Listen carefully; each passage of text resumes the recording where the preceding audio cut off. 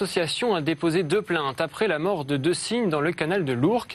Parmi ces procédures, l'une concerne la mairie de Paris. L'association estime que la ville n'en a pas fait assez pour protéger un couple d'oiseaux et leurs petits qui nichaient sur le radeau végétalisé installé récemment.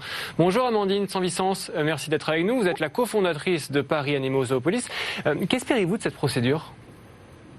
Alors cette procédure a pour objectif d'envoyer un signal fort à la mairie de Paris parce que nous estimons que tous les moyens n'ont pas été mis en œuvre pour protéger les cygnes et aussi leur habitat, puisque la mairie de Paris a perturbé intentionnellement l'aire de repos des cygnes, c'est-à-dire le radeau végétalisé en grillageant donc, le radeau afin d'empêcher la famille de cygnes de s'y installer, en les grillageant aux 3/4.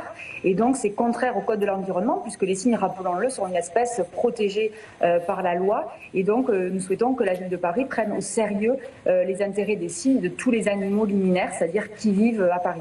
Ouais, plusieurs oiseaux sont morts, en effet, vous l'avez rappelé. Nos confrères de Libération ce matin citent le directeur de cabinet de Christophe Nadjowski, qui, on le rappelle, est l'adjoint à la mairie de Paris en charge de la biodiversité. Il n'existe aucun élément qui démontre un lien entre l'aménagement du radeau à végétaliser et la mort du cygne. Il évoque un accident. C'est quelque chose qui est probable selon vous ?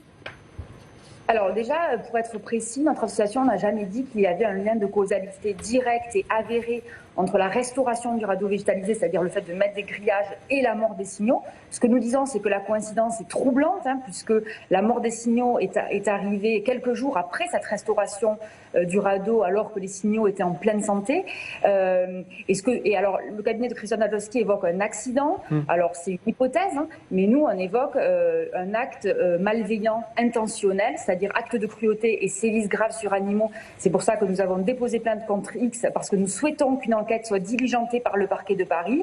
Et je le rappelle, l'autopsie a démontré que donc un cygnot a reçu un choc violent au niveau du cou, et donc il est tout à fait probable que ce soit un objet contondant qui ait frappé cet animal. Oui, parce que votre association a même pris en charge une autopsie sur l'un des oiseaux. Le constat, il est sans appel selon vous. Que faire de ce résultat d'autopsie ? Alors déjà, il faut prendre la mesure de la situation, c'est-à-dire que oui, les cygnes à Paris peuvent être soit victimes d'actes de maltraitance ou soit subir des accidents, et que donc la ville de Paris doit tout mettre en œuvre pour les protéger.